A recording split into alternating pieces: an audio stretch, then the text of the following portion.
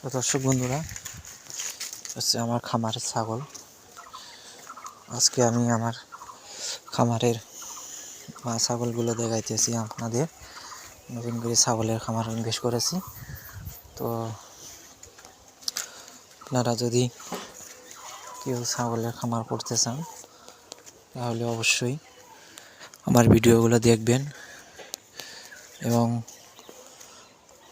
আমাদের এই খামারের ছাগলগুলো আমি ভবিষ্যতে অনেক কিছু করতে চাই। তো ছাগল